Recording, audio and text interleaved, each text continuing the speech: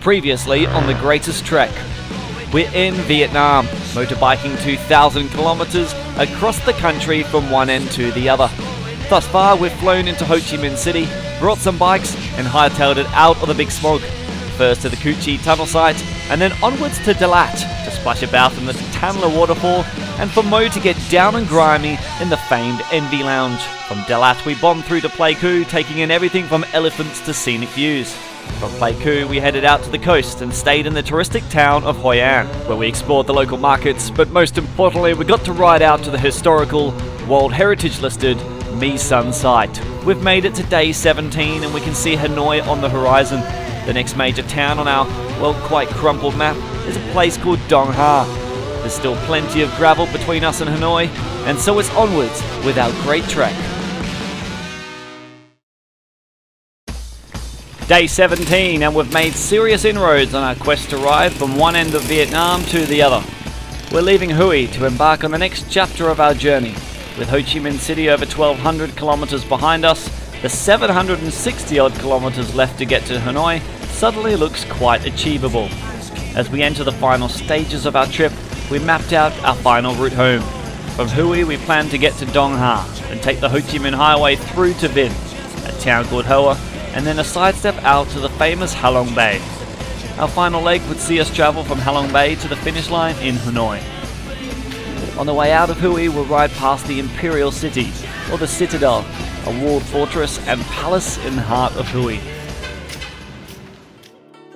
Another fascinating look into the past and another World Heritage listed site, the Imperial City Hue, or also known as the Citadel, a real-life preserved city within a city. The grounds of the Imperial City are surrounded by walls which stretch about 2 kilometers either side. The Citadel faces the Huang River in the east and once housed the Nguyen Imperial family. Many palaces, gates and courtyards have all been added to the original Citadel, which dates back to the 1800s. It's an impressive sight that gives you a historical view into an enchanting era in Vietnamese history. You can spend much of the day just mooching around, taking in all the gardens and monuments. It did get severely bombed by the Viet Cong during the war, but by and large, much of it has been restored.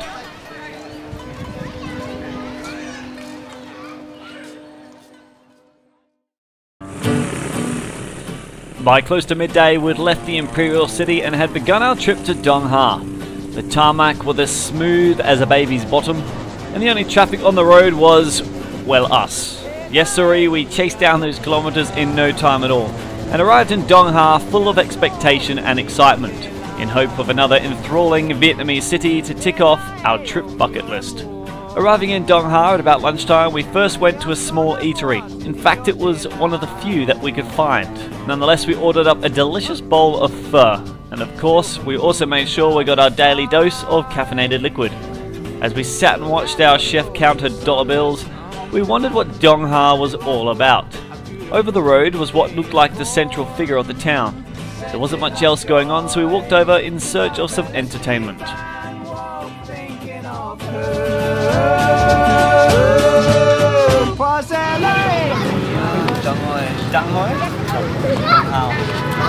So we've arrived in Dong Ha. We got in about maybe an hour and a half ago. It's a bit of a dusty old town actually, there's not too much going on. We've got a hotel just on the main strip over there, and we've just come out to explore and get some chow down us. Yeah, we haven't really found too much except for this park. And there's lots of kids playing, and it's actually like one of the more pleasant things we've seen on this whole trip.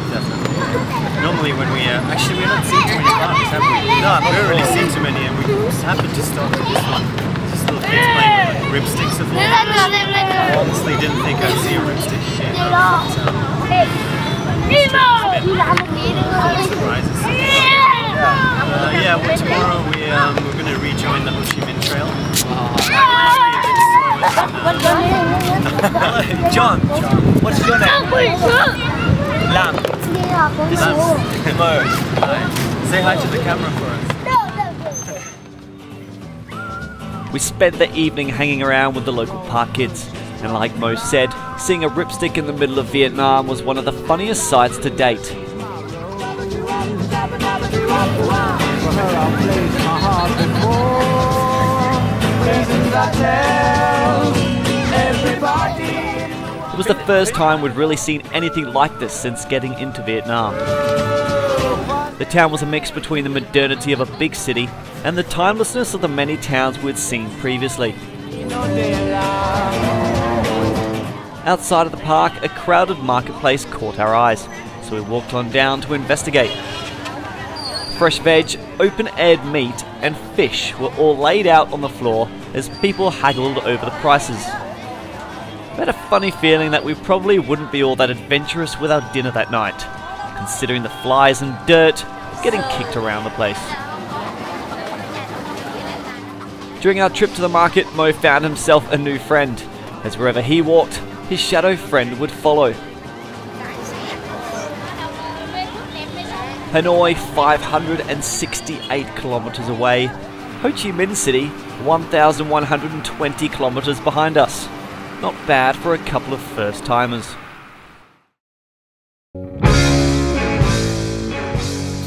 Your eyes do not deceive you. It is day 18 and most importantly, yes, it is 8:40 in the morning.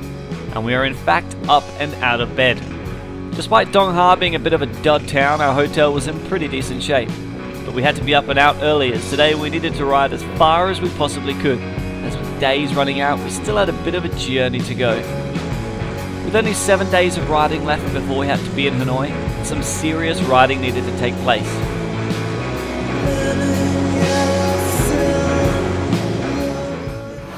Well, good morning Vietnam. We're on the road to The Ho Chi Minh Highway. yes, we're trying to get back onto the very important Ho Chi Minh Highway. We've seen a lot of signs that point to these mysterious turnings, but they never seem to show up. And we've just been driving straight for a really long time now. But there's one coming up, and we really need to get onto that turning. That gets us onto Ho Chi Minh Highway and off Highway 1. Highway 1 has been less than stellar. It's actually not as busy as I thought, but I think that's just because of Tet, maybe. But yeah, so that's the plan. Yeah, we've made some good ground this morning. Despite not taking the right turn, we've still done a bit of bombing, which has been good, and we've just stopped for some cafe sir, and this just looks absolutely amazing. For the past 5 or so kilometres I've just been thinking about this. But the ladies also brought out this cheeky little dish here. And these things here, these white little cornflakes, Mo's just going to grab a handful and eat them. We've just had some already, and it's ginger and it's like coated in sugar, so it's very potent stuff, but it's very tasty. Very good. Well, yeah. And sunflower seeds, but yeah, we've got to try and get on this Ho Chi Minh Highway and we'll see where we can go. And until then, we'll enjoy our cafe sir with our adopted family. Yeah.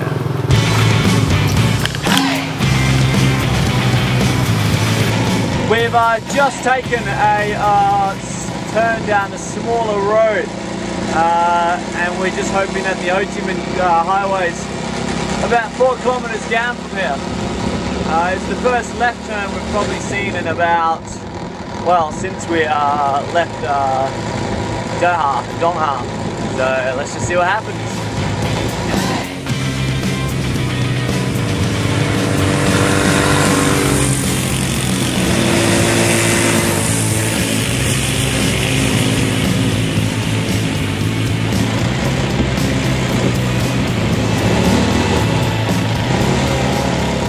We made it to the Ho Chi Minh Highway. Hanoi, here we come. Back on the Ho Chi Minh Highway, and we're able to open up the throttle and tear through some countryside like a couple of honeybees in search of some juicy springtime nectar. The scenery around us was all green and nothing but the horizon was in front of us. While it was all blue sky and sunshine, you always had this thought in the back of your mind that, well, what if something serious was to happen to the bikes? Or even us? I mean, just what would we do? We're not exactly near any town or village. But then, again, all the worries you think up quickly disappear when you remember why we're here, why we're doing this ride. We remember that we're here for the adventure and the mystery of not knowing as to what is awaiting us around the next bend.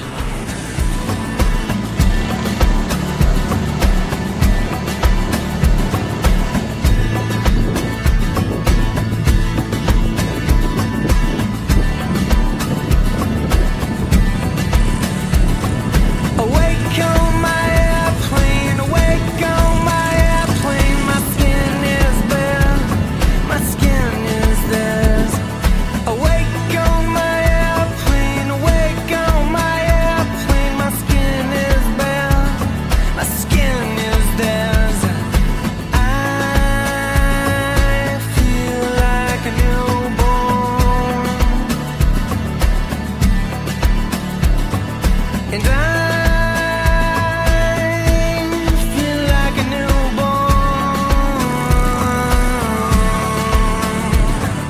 Awake on my airplane, awake on my airplane. I feel so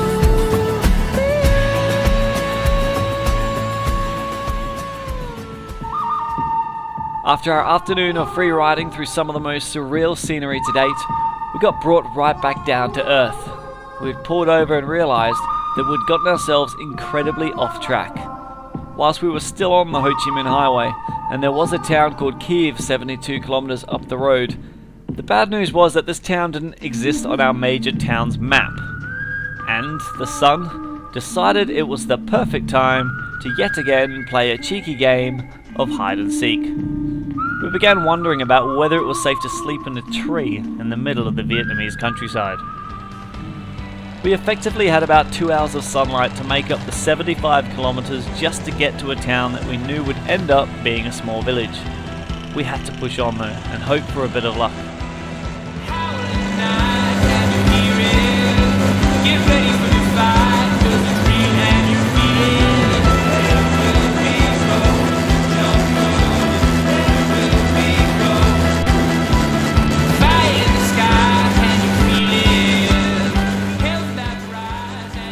The next half hour we watched as the sun slowly dipped behind the hillside, creating unwanted shadows on the road ahead of us.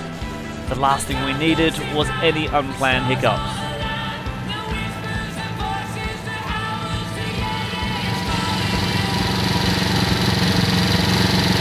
Like stop.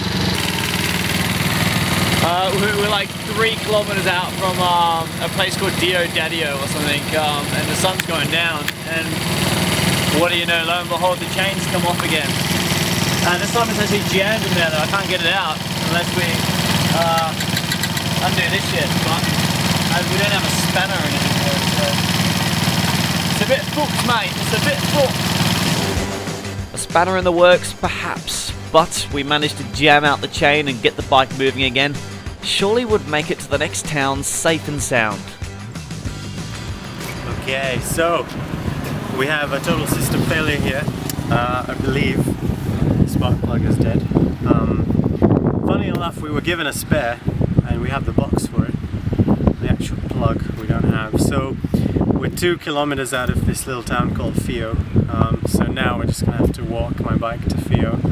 And if there's no place to stay there or no places to repair the bike, then we have an interesting little problem. But yeah, so we've got another 45 minutes of daylight, and then things start to get really interesting. Apparently the Phio region is very famous for their wolves, so yeah, hopefully that doesn't become an issue later on. But yeah, very nice place to get stuck, I guess. I'd rather break down here than in the middle of Ho Chi Minh or something. But although there, I would have a new plug very quickly, so onward. 2 men, 2 bikes, 1 adventure, 1 broken spark plug. It was the possible becoming the impossible. What felt like the middle of nowhere was suddenly very quickly becoming a scary situation. The small villages between major towns sometimes wouldn't even have electricity, and all our hope was going to be in one basket for this unknown village called Dio Daddio. To say we weren't a tad uneasy would be a bit of an understatement.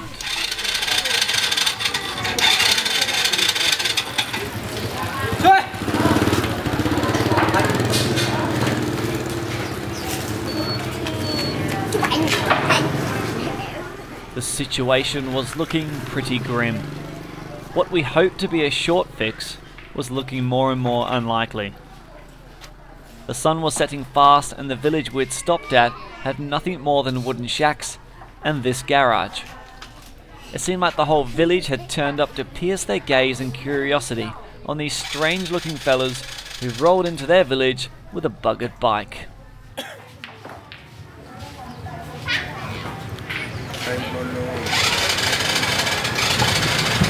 3 kilometers from Phio. Just close enough to civilization to find someone who knows what they're doing. but I think it might be a bit more complicated than I thought because it doesn't seem to be responding.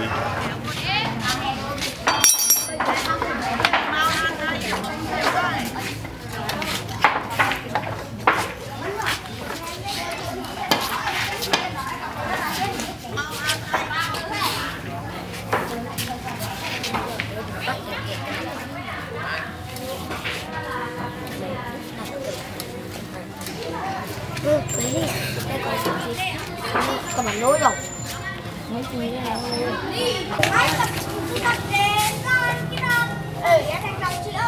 sẽ đi đây sẽ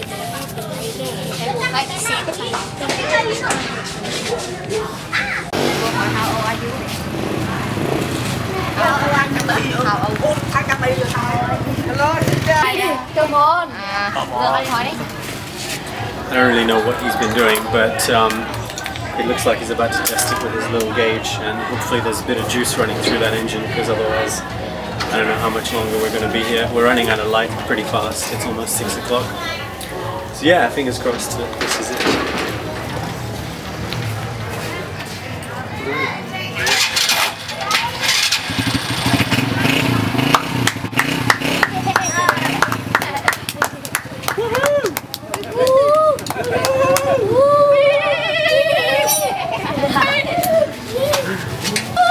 Yes, what he said. Success somehow. Not only have they managed to start this beast, but they've done it using the little push start, which I've never been able to do on this bike. So it's almost like I've got myself a little upgrade here, which is very exciting. We've managed to get out of there, and with what light we've got left, we're going to try and get to Theo. It's about 2 kilometres down the road, and let's just hope that there's a bed there for us.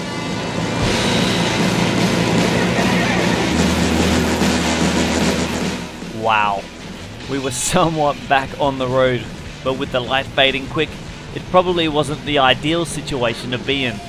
A few kilometres down the road, no such town existed. In fact, the further we rode, the more scarce the landscape was becoming. And as the evening turned into night, the riding became more and more dangerous.